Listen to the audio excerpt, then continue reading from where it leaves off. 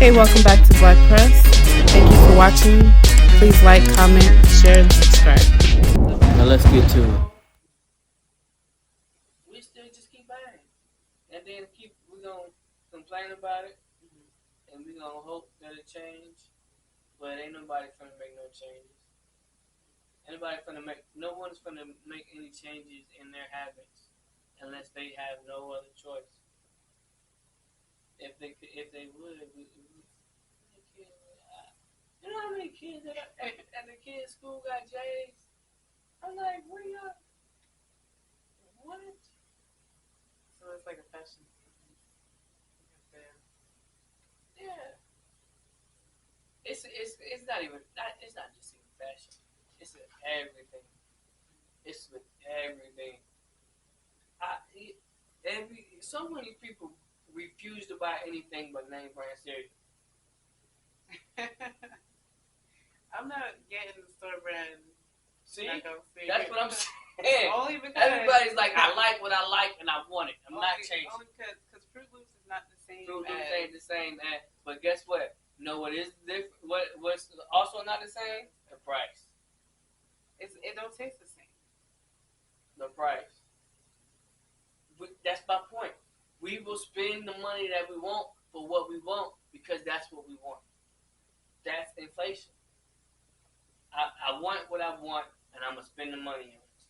I don't mind going to like the major stores and buying Great Value or store brand names. I don't mind that.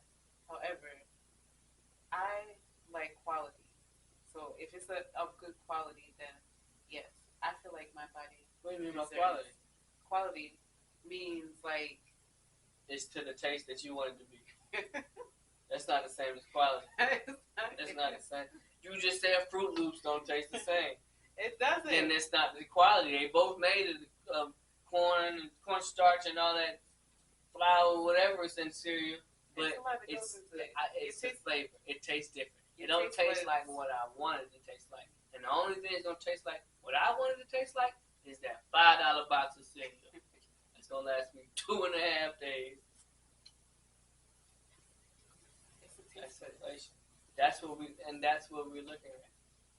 And that's why I said the cereal, because you break it all the way down to the cereal level, you won't even buy the Great Value cereal. I mean, if times is like real hard and you have to choose, it's too late then. Too late. Yeah. Too late. It's hard. It's a hard knock life. And you know why? Because it's a hard knock life. It's a hard knock life to get them off-brand Fruit Loops. Well, I mean, if you have a 2-parent household, you shouldn't have to have those worries. Okay. Let's run that. Let's do it. You really shouldn't. Okay, let's go. So if you have a 2-parent household, you got both parents bringing in income, right? Mm-hmm. Even if you have like one parent that's the head of household, and they're bringing in like a certain amount, you shouldn't have to struggle. What's the struggle? What are you qualifying as struggle? Struggling is not making ends meet, falling short on bills, or so struggling. What you didn't say is struggling is buying Great Value cereal. You think? Well, I'm not saying people that buy Great Value cereal are struggling. I'm saying like. But that's my point. You didn't say that. I know. I asked you what's struggling. Yeah, struggling. And you said not being able to pay bills. Yeah. So if you said by that, you're not saying that buying Great Value cereal is struggling. It's just economically smart, really. Here's my thing though. If you got a 2-parent household, right, and y'all buy the name brand of everything, or almost everything, except the Great Value rice, because all rice tastes the same. See, it don't taste the same. See, you ain't buying the name. You're buying the name brand that you want for everything, right? You do that. You can't mention rice because some of them stick to the pot, and then That's how you cook it. Anyway, we're not gonna talk about how to cook rice. But if you did that for one child, right, for 18 years, got name brand everything, name brand shoes, name brand clothes, all this, that. Child did good in school. Now you want to send him to college. You ain't got no college fund. They understand that to a certain extent. It's not like you're going out and buying all name brand everything. No, I'm saying on And that. I know, On what I was saying. Even like the majority of stuff, you don't go out and say, "Oh, my kids need shoes," and go out and buy them Jordans when you know your light bill and stuff is due the same month, or you have like household expenses. You don't take from the household and put towards necessity. Here's another question. Ooh, this is good.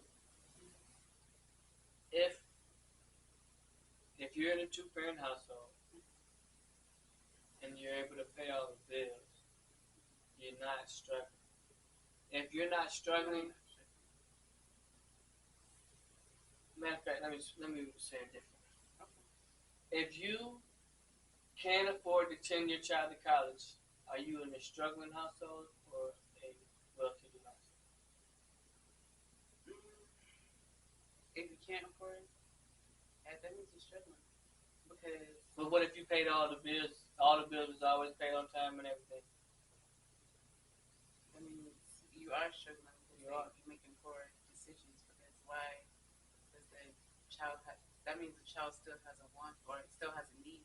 Mm-hmm. Because once you turn 18, it's not like the world is yours and you can jump in a house and jump in a car. It doesn't work like that for everybody, unfortunately.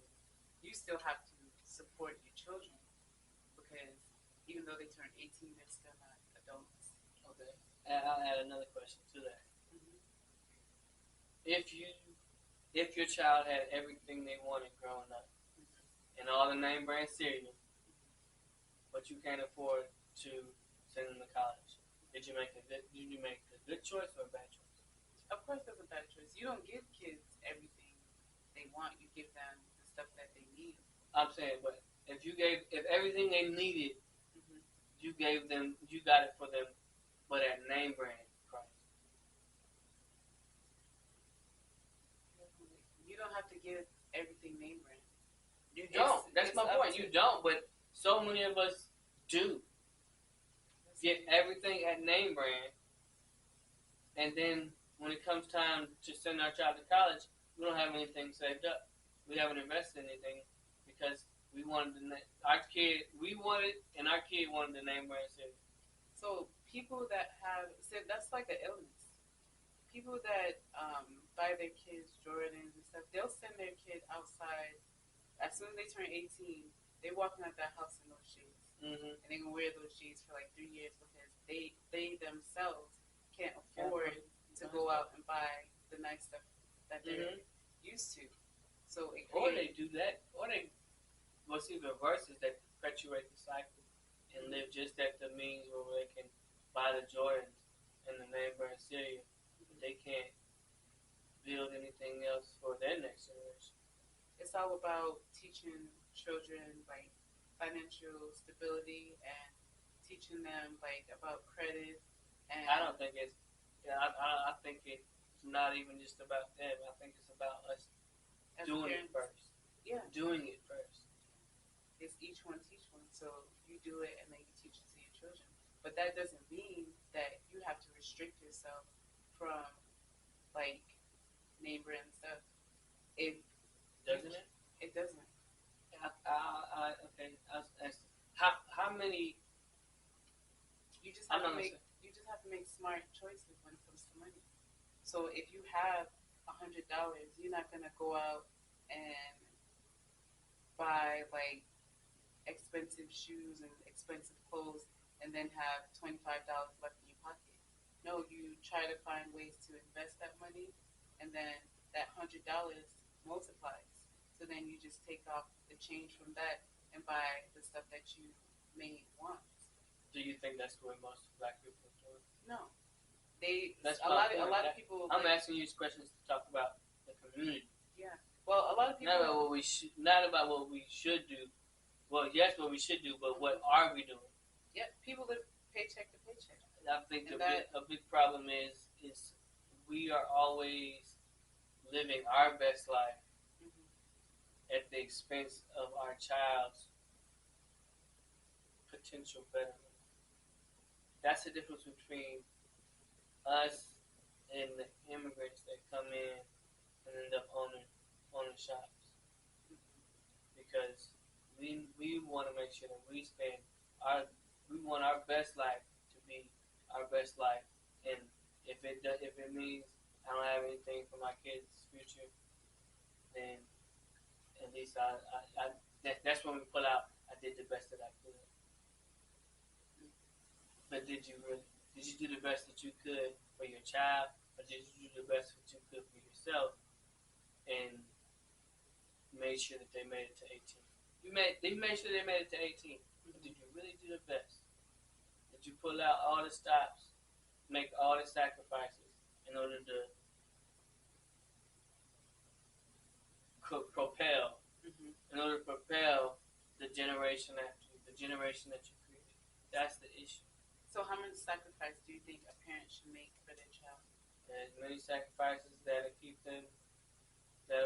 them to the goal. Okay, so, do you include that, like when a family is starting to become broken, and then the family splits up, and they're in a different household, and then you have two households that you have to take care of? So, how would you? I did that.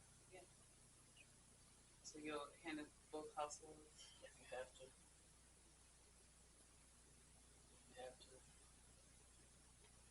And then but also that's another reason.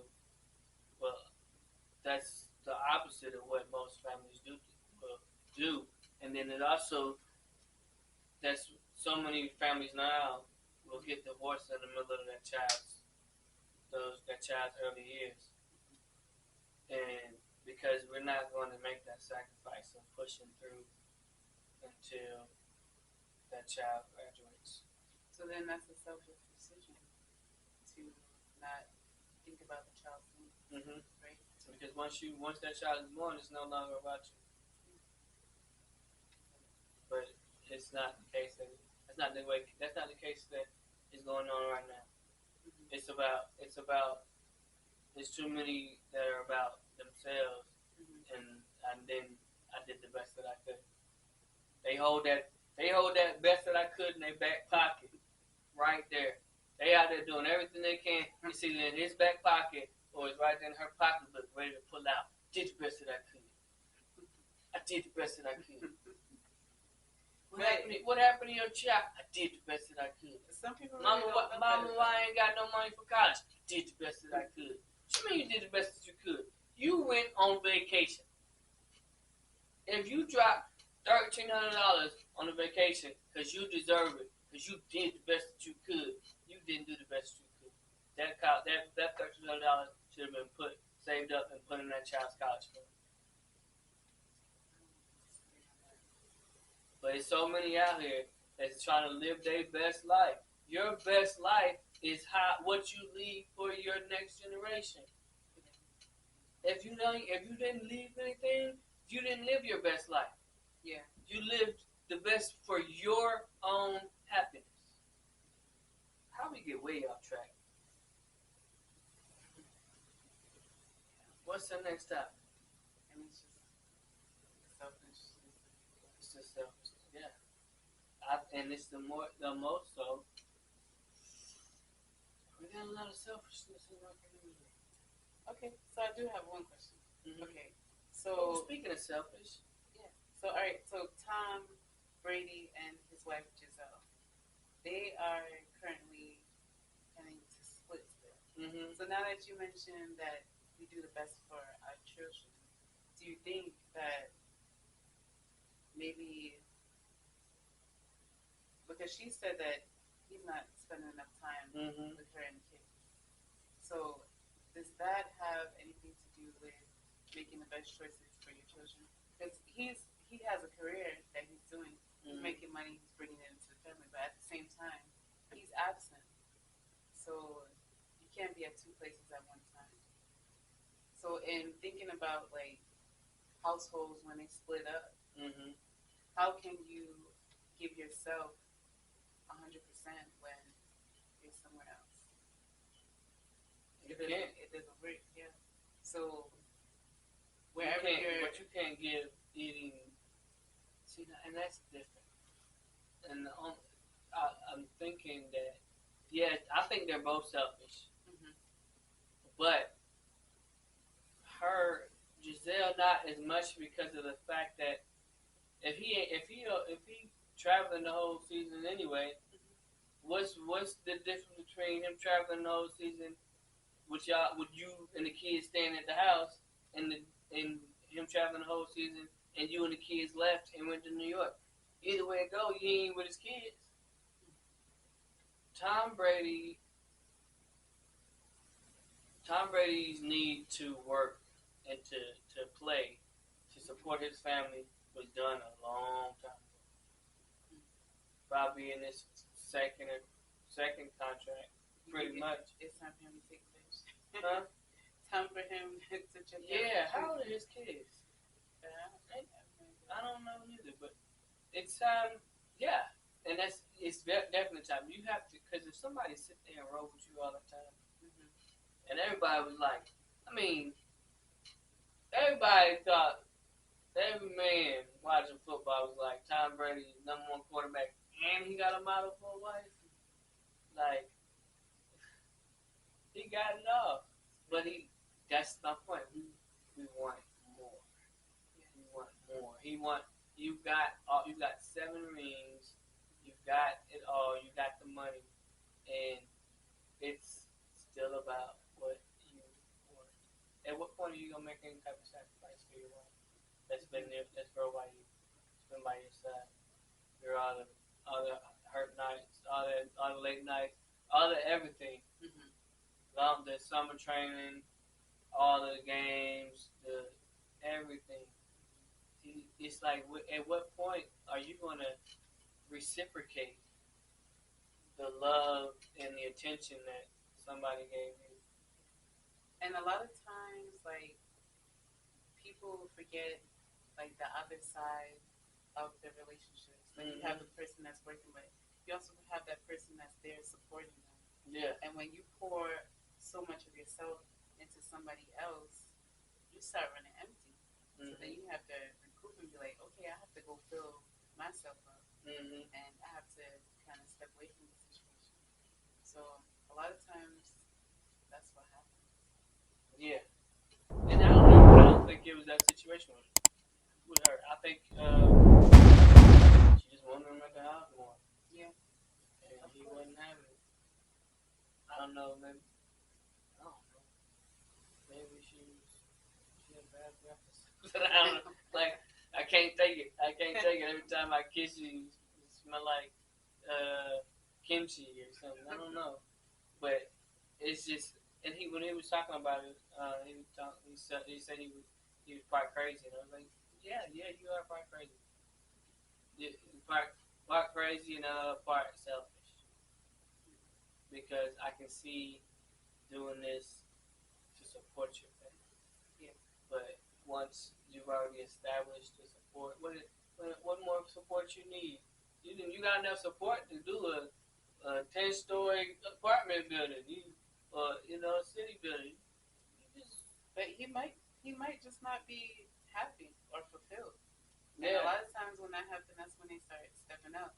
And it doesn't necessarily mean that they step out with another partner. They step out into something that fills them up, which for him is football. But his wife doesn't fulfill him as much as his career does. So he's gonna go towards. And that's probably why they both got. That's probably why they both got a divorce lawyer. Both of them have gotten their divorce lawyers because he's not trying to keep her because she don't make him happy. Yeah. And you know what? Hey, you guys grew apart. You said you're gonna do for the rest of your life. But at some point, it's just like, how many years somebody gotta ride with you before you ride with them? It's like, yeah, it's like you in the driver's seat every time. Like, I'm tired of looking out the window. Let me drive. So, in talking about relationships, how do you feel about Nia Long's situation? That's what I thought we were going to talk about first. When we were talking about selfishness. You think it's selfish? For her or him? Either party.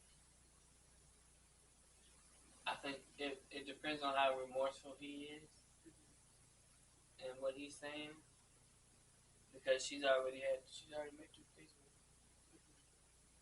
And I mean, he was saying stuff about him not having, or him wanting to get married and her not wanting to be married, which I don't understand that, because you already made 2 kids with somebody. I mean, what are you going to do?